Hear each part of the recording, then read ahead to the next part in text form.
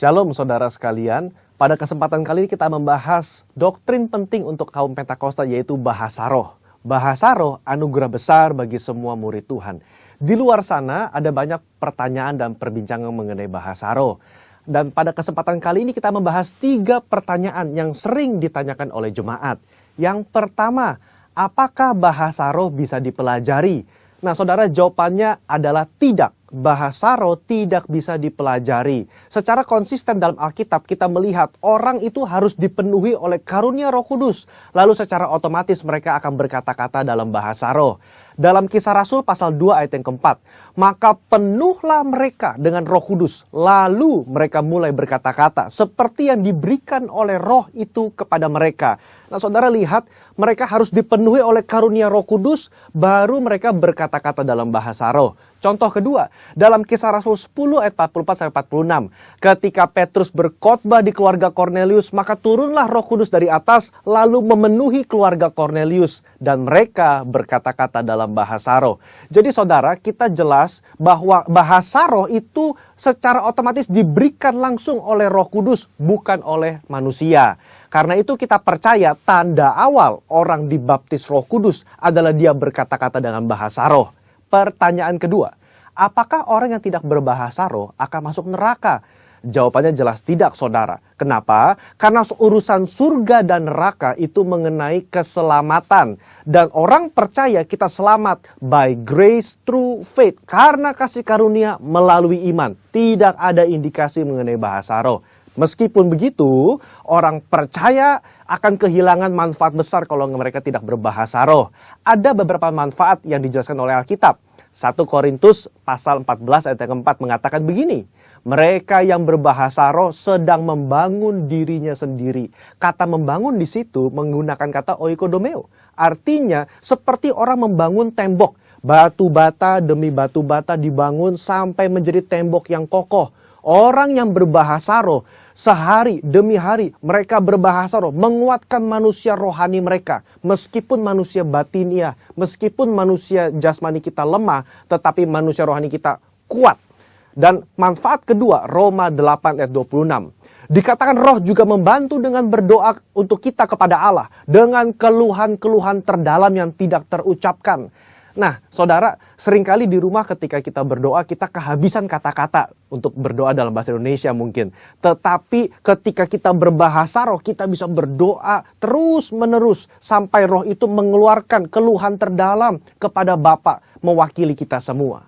Pertanyaan ketiga, apakah semua orang bisa berbahasa roh? Jawabannya adalah ya. Kita kaum Pentakosta meyakini semua orang percaya yang lahir baru yang mau mereka bisa berbahasa roh. Fondasi firman-Nya ada dalam 1 Korintus 14 ayat yang kelima. Paulus mengatakan, aku suka supaya kamu semua berkata-kata dengan bahasa roh. Bapak Ibu, ada kata-kata semua di situ yang artinya semua orang yang mau pasti bisa berbahasa roh. Itu pun keinginan Paulus selaras dengan janji Tuhan di Yoel 2 ayat 28-32. Pada hari terakhir aku akan mencurahkan rohku ke atas semua manusia. Dan janji Tuhan dalam Markus 16 ayat yang ke-17. Tanda-tanda ini akan menyertai semua orang yang percaya. Yaitu mereka akan berkata-kata dengan bahasa yang baru.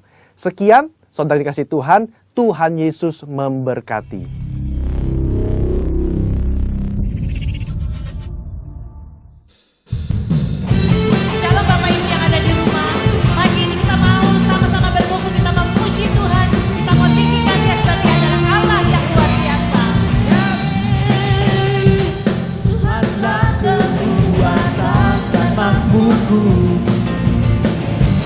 Dia gunung batu dan keselamatanku.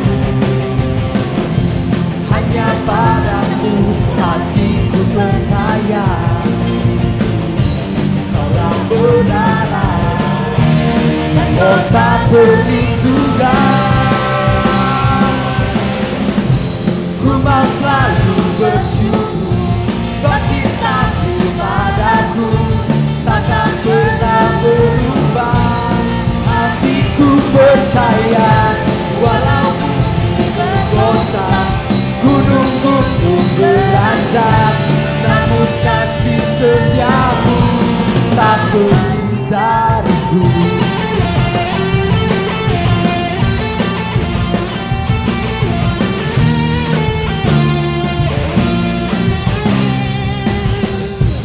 Tuhanlah kekuatan dan mazmurku,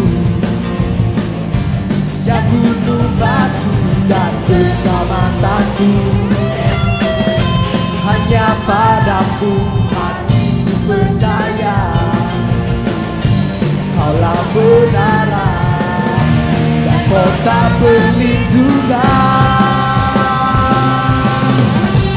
Ku mau selalu bersyukur sebab cintamu padaku takkan pernah berubah. Hatiku percaya walau bumi bergoncang, gunung-gunung berancang, namun kasih setiamu tak pergi dariku. Ku mau selalu bersyukur sebab cintamu padaku takkan pernah berubah. Hatiku percaya walau bumi bergoncang, gunung-gunung berancang, namun kasih setiamu tak pergi dariku. Kasih setia Tuhan itu selalu ada pada setiap kita. Amin. Oleh sebab itu kita bersuka-cita pada pagi hari ini.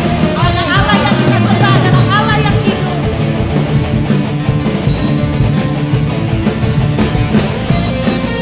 Mari kita bertepuk tangan sama-sama. Mari kita sembah Tuhan.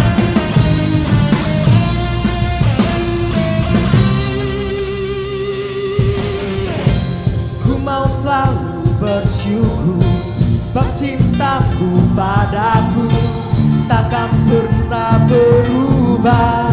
Hatiku percaya walau bumi bergoncang, gunung-gunung berancang, namun kasih setiamu tak pergi dariku.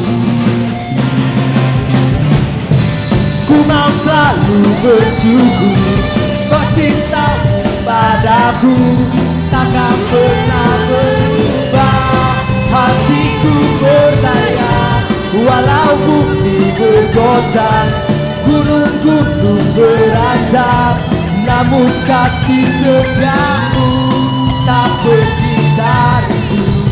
Ku mau selalu bersyukur sebab cintamu padaku takkan pernah berubah.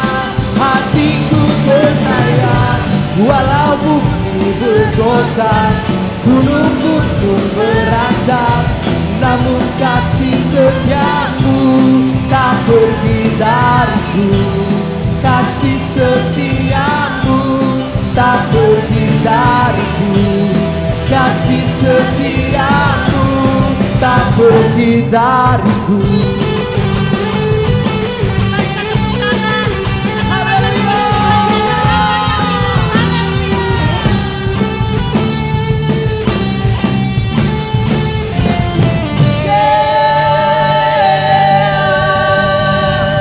Haleluya.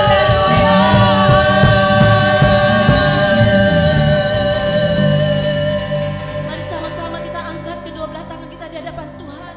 Dan mari sama-sama katakan, Ku mau selalu bersyukur sebab cintamu padaku takkan pernah berubah. Hatiku percaya walau bumi bergoncang, gunung-gunung beranjak, namun kasih setiamu tak pergi dariku. Ku mau selalu bersyukur sebab cintamu padaku takkan pernah berubah. Hatiku percaya walau bumi bergoncang, gunung-gunung beranjak, namun kasih setiamu tak pergi dariku.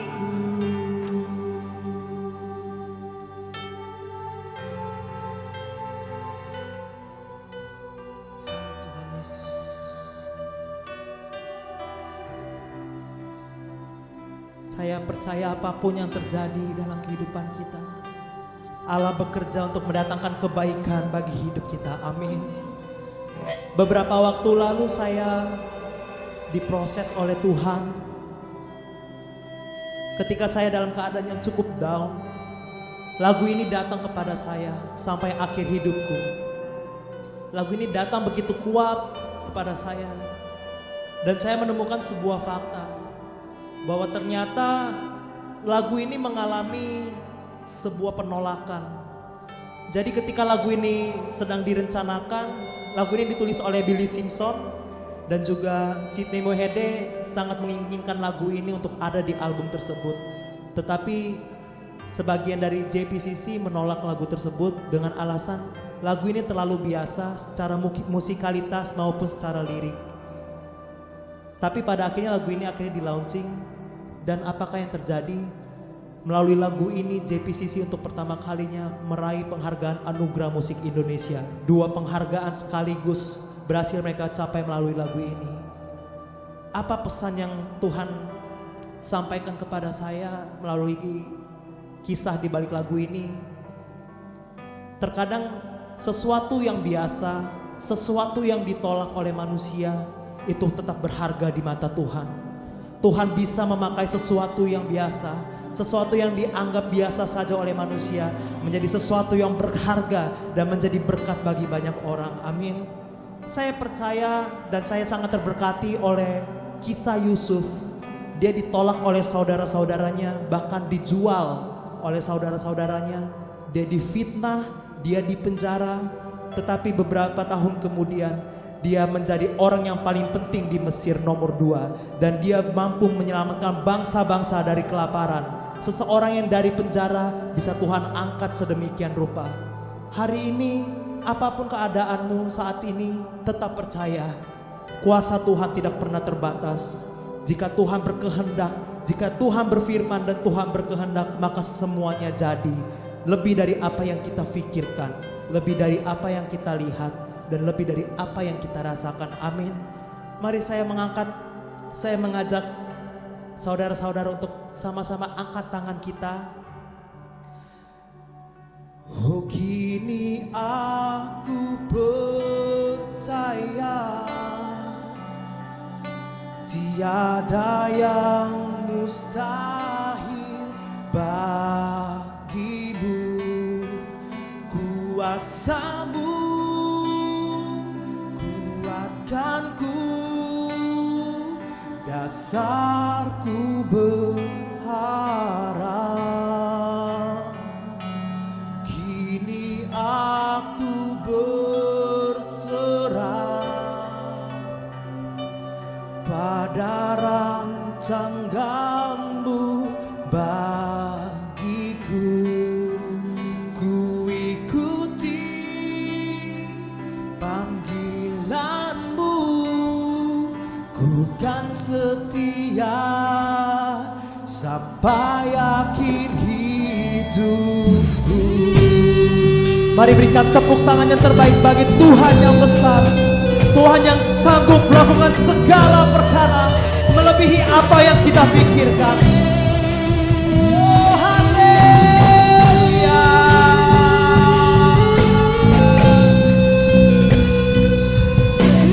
Ya Tuhan, bersama-sama katakan, Bapa, Engkau mengenalku lebih dari siapapun. Engkau tahu ceritaku dan isi hatiku. Tak peduli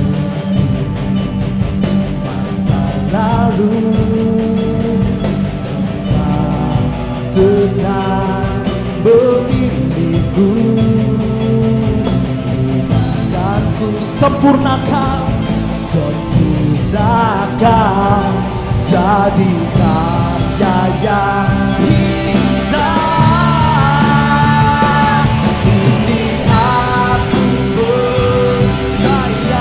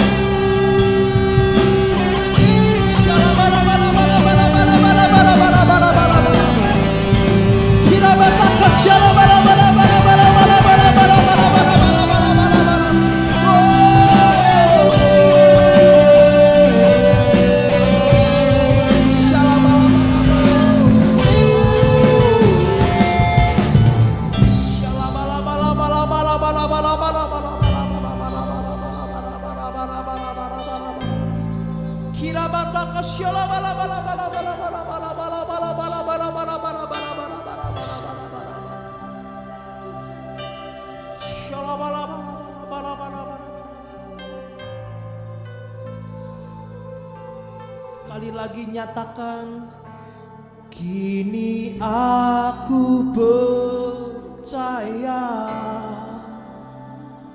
tiada yang mustahil bagimu. Kuasamu kuatkanku, dasarku berharap. Kini aku berserah pada rancangan-Mu bagiku. Ku ikuti panggilan-Mu, ku kan setia sampai akhir hidup. Ku ikuti panggilan-Mu, ku kan setia sampai akhir hidupku. Ini komitmen kami Tuhan. Ku ikuti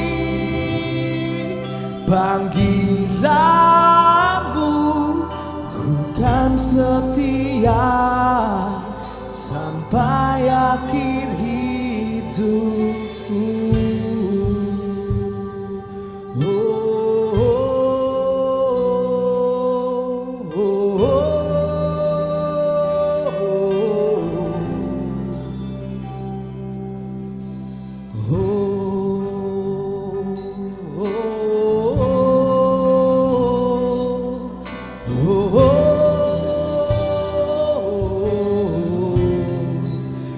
Segala pujian dan syukur hanya bagi-Mu, Yesus.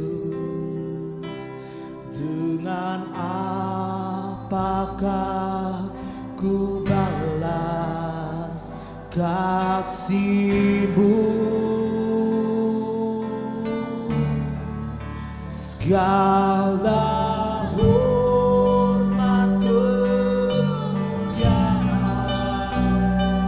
hanya layak bagi-Mu.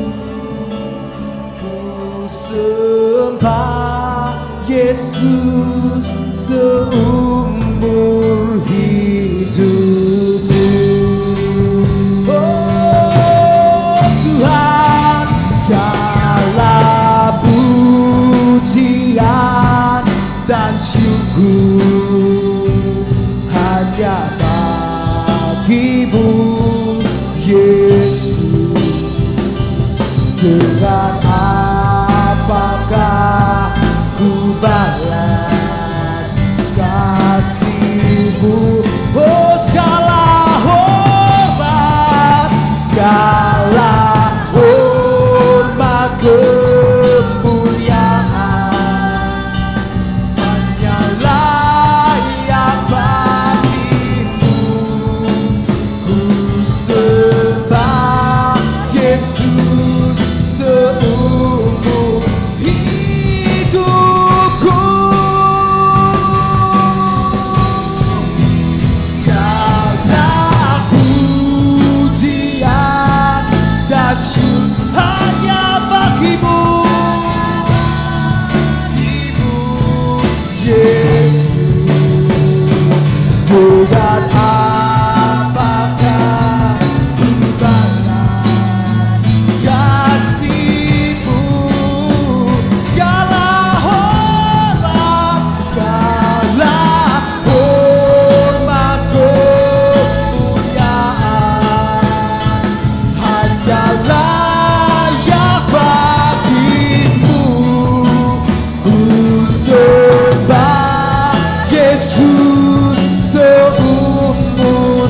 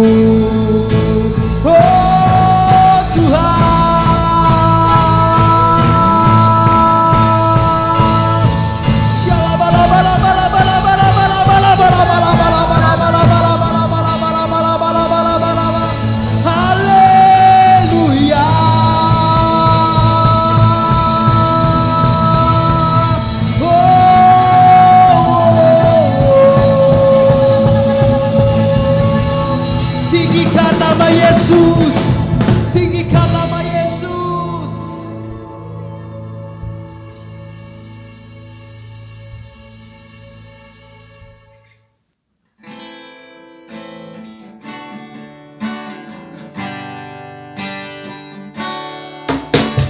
Penolong yang selalu setia, memenuhi keperluanku, tak pernah dia mengecewakan. Yesusku tak pernah gagal. Segala perkara dapat ku tanggung di dalam Dia yang memberi kekuatan. Tuhan Yesus penolong dan sahabat, tetap percaya Tuhan setia. Segala perkara dapat ku tanggung di dalam Dia yang memberi kekuatan. Tuhan Yesus penolong dan sahabat, tetap percaya Tuhan setia. Tetap percaya Tuhan setia. Tetap percaya Tuhan setia.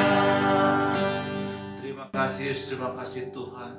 Kami percaya Tuhan Engkau tetap setia Tuhan menolong kami Tuhan Yesus. Segala perkara Tuhan kami akan sanggup Tuhan menghadapinya Tuhan jika Engkau bersama-sama kami. Tuhan, terima kasih Tuhan Kau menjaga menyertai kami hingga hari ini Tuhan. Kami aman dalam perlindungan-Mu Tuhan Yesus.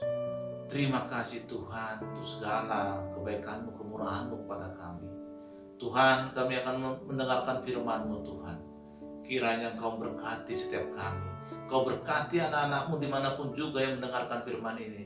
Kau membuka hati, pikiran setiap kami Tuhan, sehingga semua firman-Mu Tuhan boleh berbuah-buah dalam kehidupan kami Tuhan Yesus. Kau sembunyikan hamba-Mu di balik salib-Mu Tuhan Yesus, dan Kau melayakkan hamba-Mu Tuhan di dalam menyampaikan firman-Mu ini Tuhan. Terpujilah Engkau Tuhan Yesus. Di dalam nama Yesus Kristus kami berdoa, haleluya, amin. Shalom Bapak Ibu, saudara-saudara terkasih dalam Yesus Kristus.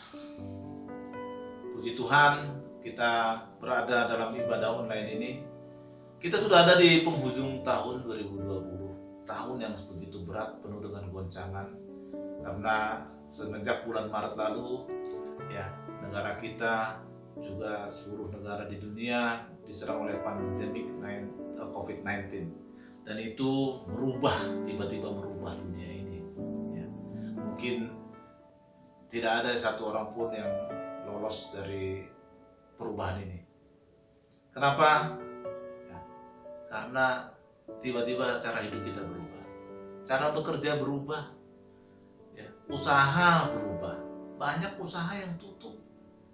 Pekerjaan juga terpengaruh. Banyak orang bekerja dari rumah. Sekolahan juga berubah. Ya. Termasuk pelayanan juga berubah. Benar-benar dimensi yang baru tahun 2020. Ya. New dimension.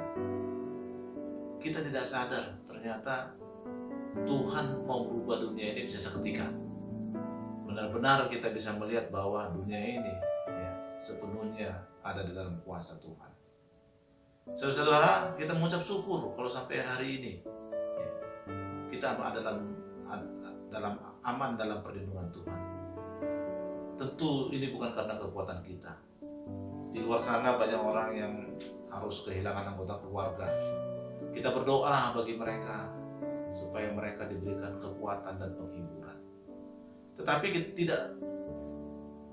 tidak sedikit orang yang mengalami penderitaan. Banyak sekali yang terimpact daripada pandemi ini. Banyak permasalahan yang tiba-tiba datang kepada kita. Di masa-masa seperti sekarang, Bapak Ibu, saudara-saudara dalam Yesus Kristus, kita harus punya iman yang kuat kepada Yesus Kristus. Benar-benar saat-saat ini adalah saat-saat di mana kita harus bergantung kepada Tuhan. Iman yang kuat, ya, kita bisa lihat di dalam menghadapi, terutama dalam menghadapi penderitaan, di dalam menghadapi segala perkara, kesusahan, itu kita bisa melihat kehidupan daripada Paulus, di mana pada saat itu dia harus memberitakan firman Tuhan. Ya. Paulus dalam Filipi 4 ayat 13 berkata, segala perkara dapat kutanggung di dalam Dia yang memberi kekuatan kepadaku. Ya. Penderitaan, permasalahan, perkara, tentu kita semua menghadapinya. Mungkin berbeda-beda Tuhan taruh permasalahan yang datang kepada kita. Setiap kita merasa permasalahan kita adalah yang lebih berat dibanding orang lain. Tapi orang lain juga melihat bahwa permasalahan dia yang lebih berat. Apapun itu, saudara-saudara kasih dalam Yesus Kristus. Ya. Di dalam menghadapi segala permasalahan atau perkara yang kita hadapi, kita harus memiliki iman yang sama dengan Paulus. Di mana Paulus mengatakan segala perkara dapat kutanggung dalam Dia yang memberi kekuatan. Tanpa kekuatan daripada Tuhan, mana mungkin kita bisa menghadapi permasalahan yang kita hadapi saat ini, yang ada saat ini di muka bumi ini. Tidak bisa. Maka kita harus mengatakan dengan iman, segala perkara yang datang kepada saya dapat saya tanggung di dalam Yesus yang memberi kekuatan. Katakan dalam hati oleh Bapak, Ibu, saudara-saudara semuanya. Katakan bahwa di segala perkara yang datang kepada aku sanggup menghadapinya di dalam Yesus yang memberikan kekuatan. Itu harus dikatakan setiap saat, Bapak Ibu. Dan Paulus juga mengatakan di dalam Filipi 4 ayat 19, Allahku akan memenuhi segala keperluanmu menurut kekayaan dan kemuliaannya dalam Kristus Yesus. Allahku akan memenuhi keperluanku menurut kekayaan dan kemuliaannya. Allahku akan mencukupi kebutuhanku di dalam Yesus Tuhan. Iya benar Bapak Ibu. Seperti yang dikatakan dalam firman ini, kita juga harus punya iman apapun kesulitan kita hari-hari ini. Mungkin kita ada yang kehilangan pekerjaan, mungkin kita ada yang dalam keadaan sakit, mungkin kita dalam kondisi kesulitan. Kita harus percaya bahwa Allah kita sudah berjanji akan memenuhi segala kebutuhan kita, keperluan kita menurut kekayaan dan kemuliaannya di dalam Kristus Yesus. Saudara, 2 minggu yang lalu saya bertemu seorang teman. Ya, ini teman ini udah lama nggak ketemu semenjak pandemik. Ya, dia pengusaha hotel dan saya ada kesempatan bertemu dengan teman saya ini. Saya tahu usaha hotel ini lagi turun ya, karena nggak ada orang menginap di hotel, di mana orang perjalanan bisnis trip atau holiday itu nggak ada orang yang pergi selama pandemi ini ya, karena takut dengan COVID ya.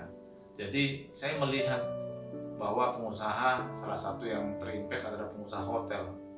Jadi saya merasa teman saya ini bagaimana yang menghadapi permasalahan ini ya. Waktu ketemu saya tanya gimana kondisinya. Nah beliau bilang bahwa wah usaha saya tutup selama 6 bulan dan saya harus merugi lebih kurang 30 miliar untuk biaya operasional. Jadi walaupun tutup ternyata ada biaya untuk bayar pegawai yang masih harus dipekerjakan dan sebagainya, listrik lah dan sebagainya, pemeliharaan fisik bangunan hotel dan seterusnya. Jadi saya bertanya, bagaimana menghadapi kondisi seperti itu? Wah, ini permasalahan besar lah, ya. Permasalahan yang sangat besar yang saya hadapi. Awalnya saya stres, awalnya saya merasa sudah putus asa, awalnya saya sudah nggak tahu mau berbuat apa lagi. Tetapi saya mendapatkan pengertian lah. Saya berdoa kepada Tuhan bagaimana menghadapi masalah ini. Akhirnya saya mendapatkan hikmat bahwa permasalahan ini bukan saya aja yang menghadapi, tapi dihadapi semua orang. Yang kedua, bahwa permasalahan ini ya, ini adalah ujian. Jadi saya berpikir, wah kalau ini memang ujian, ya sudahlah. Saya relakan segala kerugian itu. Ketika saya merelakan kerugian itu, saya bisa mengucap syukur dan akhirnya saya tidak jadi stres. Saya bisa bersukacita walaupun dalam kondisi rugi sebesar itu. Saya begitu terhenyak, wah ini bagaimana mengucap syukur itu punya kekuatan yang luar biasa. Jadi Bapak Ibu Saudara terkasih, masa-masa ini adalah masa-masa orang diproses, diuji. Kalau anak Tuhan memiliki sikap yang salah dalam menghadapi masa-masa sulit ini, itu kita akan sayangkan. Seharusnya pada masa-masa sulit ini anak Tuhan yang berdiri tegak. Segala permasalahan, segala kekhawatiran kita harus taruh di hadapan Tuhan, supaya kita memiliki sikap yang benar, bahwa ini adalah sebuah proses di muka bumi ini oleh Tuhan. Anak-anak Tuhan harus bisa melalui proses ini, tentu tidak mengandalkan kekuatan sendiri, tetapi mengandalkan kekuatan daripada Tuhan. Ya. Seperti yang dikatakan di Filipi 4 ayat 6.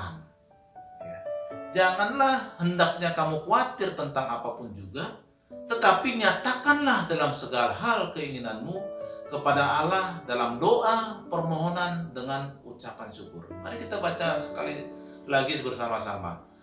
Janganlah hendaknya kamu khawatir tentang apapun juga, tetapi nyatakanlah dalam segala hal keinginanmu kepada Allah dalam doa dan permohonan dengan ucapan syukur.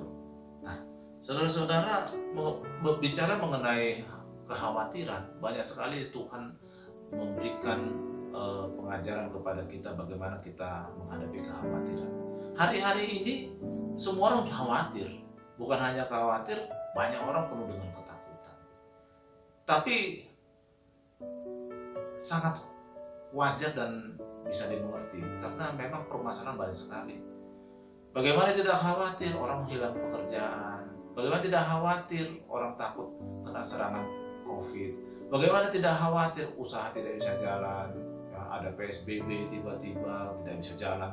Itu memang masuk akal dan sangat bisa dimengerti orang khawatir atau takut.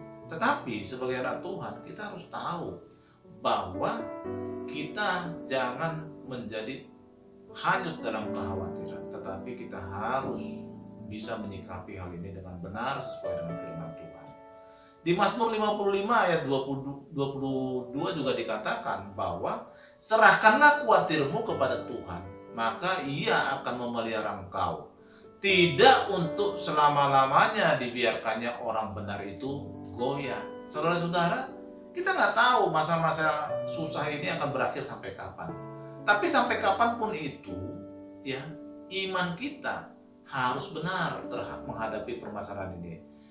Kita harus bisa menyerahkan segala kekhawatiran kita kepada Tuhan Yesus Kristus dalam doa, permohonan, dan ucapan syukur. Nah, saudara-saudara terkasih, ini waktunya untuk doa kita sekencang-kencangnya. Wah, keterlaluan sekali kalau orang Kristen saat ini ya menghadapi permasalahan ini tidak memperkuat doanya. Keterlaluan sekali. Kenapa?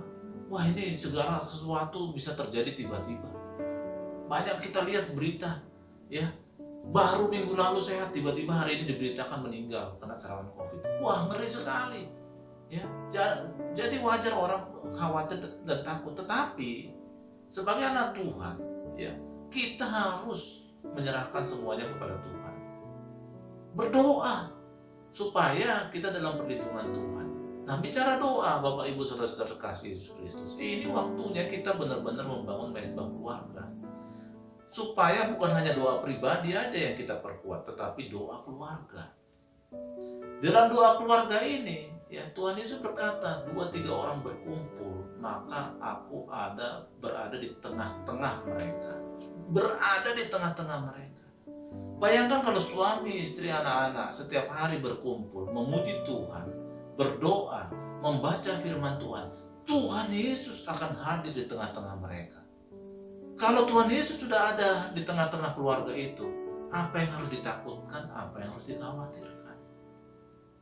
Itu yang dimaksud daripada firman ini. Doa, permohonan, ucapan syukur. Kenapa doa? Kenapa mesbah keluarga? Itu adalah sesuatu ucapan syukur, karena kapan lagi ya bisa berkumpul orang tua, suami, istri, anak-anak bersama-sama memuji Tuhan dan bisa dilakukan setiap hari. Bandingkan dengan sebelum masa Covid. Wah, orang tua pulang kerja malam. Ketika dia pulang sudah capek dan anak-anak mungkin sudah tidur, sehingga nggak bisa lagi doa malam, ya nggak bisa lagi bersama-sama memuji Tuhan. Besok pagi anak-anak sudah terburu-buru berangkat ke sekolah. Orang tua karena kecapean bangun agak siangan, untuk siap-siap juga terburu-buru berangkat bekerja. Hari-hari seperti itu ritmenya, iramanya seperti itu, sehingga antara anak sama orang tua, suami dan istri tidak ada hubungan emosional yang sangat dekat. Nah, Bapak Ibu Saudara-saudara, hari-hari ini di mana karena pandemik ini kita harus membangun mesbah keluarga supaya apa yang sudah hilang di tahun-tahun yang lalu itu kita temukan kembali, yaitu kesatuan atau unity keluarga. Unity dalam hal apa? Di dalam hal memuji Tuhan, di dalam hal berdoa, di dalam hal membaca firman. Nah, bayangkan kalau setiap hari kita bisa seperti ini, begitu bahagianya kita. Begitu kita menjadi orang yang sangat bisa mengucap syukur. Wah, kita nggak bisa bayangkan, ya. Pada zaman dahulu sebelum ada pandemi, wah itu kita banyak orang mengalami permasalahan keluarga karena jarang ketemu. Sekarang Tuhan kasih waktu yang begitu luas untuk kita bisa bertemu. Jangan sampai kita semua tidak melakukan mesbah keluarga ini. Sayang sekali. Sayang sekali. Ini Tuhan memproses kita. Ini Tuhan menguji setiap kita di dalam masa-masa sulit ini. Harus kita lalui dan harus kita ikuti.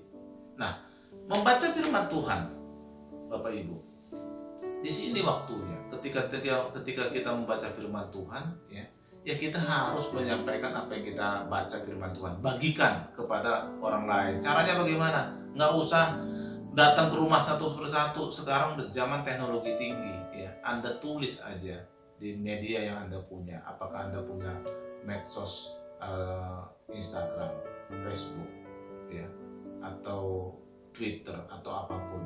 Berbagi firman Tuhan apa yang Anda baca, supaya berkat Tuhan itu bukan hanya mengalir kepada kita, tetapi juga firman itu mengalir kepada orang lain yang membaca dan menjadi berkat bagi mereka. Ya. Ingat bahwa sebelum Yesus Kristus naik ke surga, ya, Tuhan Yesus berpesan kepada kita untuk mengabarkan firman Tuhan, mengabarkan Injil ke seluruh dunia. Saya ambil salah satu ayatnya di Markus 16 ayat 15. Lalu ia berkata kepada mereka, pergilah ke seluruh dunia, beritakanlah Injil kepada segala makhluk. Saudara-saudara kasih, sekarang nggak usah repot-repot pergi ke seluruh dunia. Teknologi ya sudah membantu untuk penyebaran Injil. Bisa bayangkan kalau setiap anak Tuhan menulis firman setiap hari di media sosial, ya, maka media sosial penuh dengan firman Tuhan, penuh berkat mengalir kemana-mana. Jadi saudara-saudara terkasih, stoplah tulis-tulis mengenai hujatan, mengenai kedengkian, mengenai kritik-kritik yang tidak baik, ya. Nggak ada gunanya. Tulis firman Tuhan, Anda akan menjadi berkat bagi banyak orang. Jadi saudara-saudara, mengenai mesbah keluarga, saya menyaksikan di khotbah saya yang sebelumnya dan kesaksian saya yang bulan lalu, di mana Tuhan menolong keluarga kami ketika istri saya kena COVID dan sudah diambang kematian. Saudara-saudara kasih, yang menyelamatkan adalah doa, pujian, dan penyembahan yang kami lakukan setiap hari di dalam Mesbah Keluarga. Kami sudah pada saat mulai pandemik, ya kami sudah langsung membangun dengan disiplin Mesbah Keluarga. Setiap hari kami memuji Tuhan, menyembah Tuhan, berdoa sungguh-sungguh, dan membaca firman Tuhan. Kami lakukan setiap hari, dan benar, ya ketika istri saya kena COVID, ya kami seolah-olah memiliki kekuatan, memiliki kesiapan di dalam menghadapi permasalahan itu. Dan puji Tuhan, ya dengan doa, penyembahan, firman Tuhan yang kami lakukan setiap hari dari pagi, siang, sore sampai malam, ya Tuhan menyelamatkan istri saya. Dan tidak terlepas daripada itu, saudara-saudara kasih, ya kami bisa merawat bersama-sama di rumah dalam kesatuan keluarga, unity keluarga. Di mana dalam unity itu 2-3 orang berkumpul, Tuhan Yesus hadir tengah-tengah kami. Maka pada saat itu kami merasakan bahwa di dalam menghadapi COVID pada saat itu, kami merasakan hadirat Tuhan ada tempat kami. Kami merasakan Tuhan ada bersama kami, sehingga setiap kami jatuh dalam ketakutan, Tuhan membangkitkan, Tuhan menolong. Setiap jatuh Tuhan menolong. Setiap hari selama lebih kurang 2 minggu terus-menerus seperti itu. Dan kami tidak ada ketakutan yang merawat, ya. Kami yang merawat tidak takut. Saya, anak-anak saya yang merawat istri tidak takut. Ada saudara bertanya, pakai APD enggak? Enggak. Jangankan pakai APD, pakai masker pun kami tidak. Karena tidak terpikir lagi. Yang terpikir hanya bagaimana bisa merawat istri saya dengan baik, ya. Karena dia yang penuh ketakutan, kesakitan, sesak napas, demam tinggi dan seterusnya. Kita nggak mau berpikir mengenai hal-hal yang terjadi lagi pada kami, karena kita kita ada unity, kesatuan untuk sama-sama berjuang mengalahkan COVID. Dan apa yang terjadi Bapak Ibu?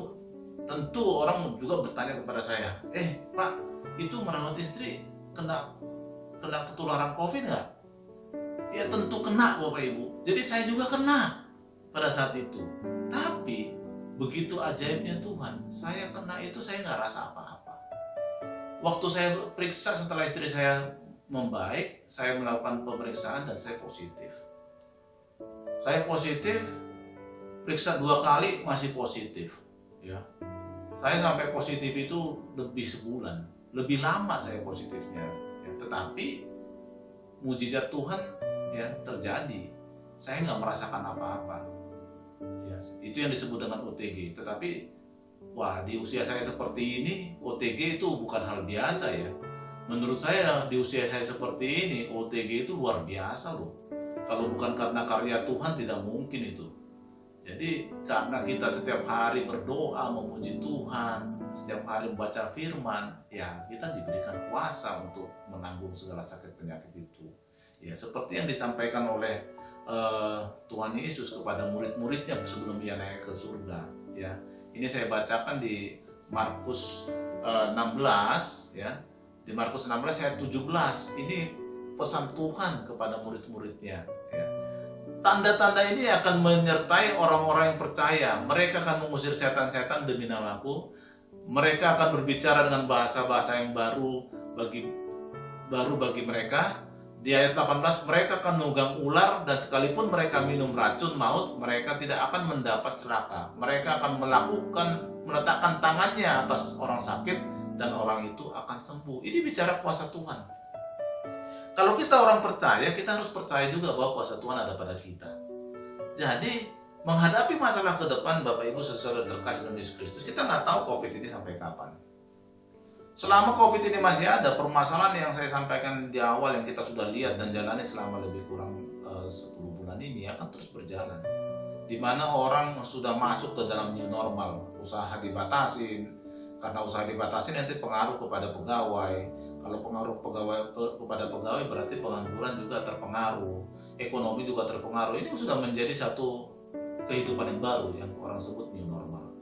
Nah, dan orang juga akan terus menjalankan satu protokol, ya protokol 3M itu akan jalan. Nah, protokol 3M itu akan berpengaruh ya segala macam usaha, karena di situ ada menjaga jarak, ada mencuci tangan, ada memakai masker gitu, sehingga itu akan berpengaruh kepada setiap dunia usaha dan setiap kehidupan yang dulunya kita lakukan. Nah, oleh sebab itu Bapak Ibu, sebagai anak Tuhan, di dalam menghadapi hal ini ke depan, jangan terlalu takut. Sebagai anak Tuhan, kita itu wajib disiplin mengikuti protokol 3M, ya. Tetapi, ya, jangan terlalu takut. Kalau terlalu takut, akhirnya kita melupakan firman Tuhan yang tadi saya bacakan, yaitu bahwa kita itu diberikan, sebagai orang percaya, diberikan kuasa oleh Tuhan. Ya, di situ dikatakan, sekalipun mereka minum racun maut, mereka tidak akan mendapat celaka. Ya, ini benar-benar kuasa dan perlindungan Tuhan. Jadi, kalau kita terlalu takut, justru itu menunjukkan bahwa iman kita dikalahkan oleh ketakutan itu. Apalagi kita menjadi paranoid gitu, nggak berani ngapa-ngapain. Itu hati-hati, bahwa bukan itu yang diinginkan Tuhan. Yang diinginkan Tuhan adalah kita disiplin mengikuti protokol. Sebagai anak Tuhan memang diajarkan untuk disiplin, tetapi kita harus tetap punya iman. Jangan sampai iman kita dikalahkan oleh ketakutan. Nah, Bapak Ibu Saudara terkasih dalam Yesus Kristus, ya, hari-hari ini adalah hari-hari yang masih penuh dengan hal-hal yang penuh kekhawatiran, ketakutan. Tetapi sebagai anak Tuhan, kita harus bisa menyikapi hari-hari ini dengan benar, sesuai dengan firman Tuhan. Kita harus memiliki iman yang benar, ya. Sekalipun kita kena COVID, kita harus punya iman yang benar, ya, bahwa Tuhan akan menjaga dan menyelamatkan kita, ya. Dan Bapak Ibu, ya, sekitar 3 minggu yang lalu juga anak saya kena COVID positif, dan ya tidak ada rasa apa-apa, sedikit pun gejala tidak ada. Batuk pun tidak ada sama sekali, atau flu atau apa, nggak ada sama sekali. Yang sampai negatif tuh nggak ada sama sekali gitu. Itu membuktikan bahwa, ya, kalau kita punya iman yang kuat, iman yang benar kepada Tuhan, ya, itu biarpun ada penyakit yang datang kepada kita, kita akan dilindungi oleh Tuhan. Tetapi jangan cari penyakit, karena Tuhan juga tidak mau, ya, kita mencobai Tuhan Allah kita. Sekali lagi saya sampaikan supaya kita tidak salah mengerti, ya. Kita sebagai anak Tuhan harus mengikuti protokol dengan benar. Tetapi kalau kita sampai suatu saat kena, nggak tahu kenanya dari mana, sudah jaga sedemikian rupa, nggak tahu akhirnya kena juga, jangan takut, karena kuasa Tuhan ada dalam kita. Tuhan, kalau kita punya iman yang benar, iman yang kuat, pasti Tuhan akan menjaga melindungi kita, ya. Jadi saudara kasih, sekali lagi saya sampaikan bahwa sebagai orang percaya kita harus hidup dengan benar dalam menyikapi masa ini. Nah, sebagai akhir dari khotbah saya, ya, sekali lagi saya simpulkan Bapak Ibu Saudara, ya, bahwa masalah ke depan kita nggak tahu apa yang terjadi, tetapi kita harus punya iman yang sama dengan Paulus yang mengatakan bahwa segala perkara dapat kutanggung dalam Dia yang memberi kekuatan. Ya. Terus yang kedua, semua kekhawatiran, ketakutan harus kita serahkan kepada Tuhan, ya. Di dalam permohonan, dalam doa, permohonan, dan ucapan syukur.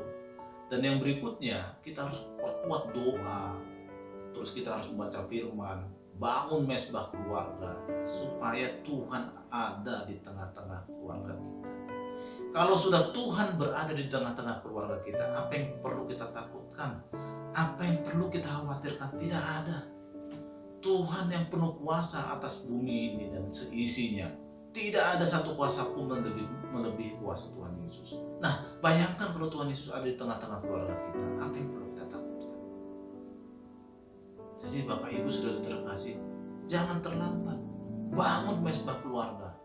Bangun mesbah keluarga. Berdoa lebih sungguh-sungguh supaya kita tidak jatuh dalam masa pemrosesan ini. Baca firman setiap hari. Pujian, penyembahan setiap hari. Maka Tuhan akan bersama-sama kita setiap saat. Saudara kasih dalam Yesus Kristus, ya, sebentar lagi kita akan menghadapi Natal. Saya yakin percaya kalau kita penuh dengan ketakutan, maka kita akan merayakan Natal ini dengan kurang sukacita. Oleh sebab itu, ya, pegang iman ini, pegang firman ini, supaya kita bisa merayakan Natal dengan sukacita. Tidak kalah daripada Natal-Natal sebelumnya. Dan sebentar lagi juga kita akan melalui tahun 2020 ini, tahun yang penuh goncangan ini. Ya, kita berdoa, saya berdoa kepada kita semuanya, buat kita semuanya. Tuhan Yesus melindungi kita, menyertai kita dengan segala kuasanya, kepada kita semuanya bisa melalui tahun 2020 ini sampai ke tahun 2021 dengan tidak kurang satu apapun. Saya yakin percaya dengan kuasa dan pertolongan Tuhan, kita akan mampu melalui tahun 2020 ini dengan penuh sukacita. Terima kasih, Tuhan Yesus memberkati kita semuanya. Mari kita berdoa.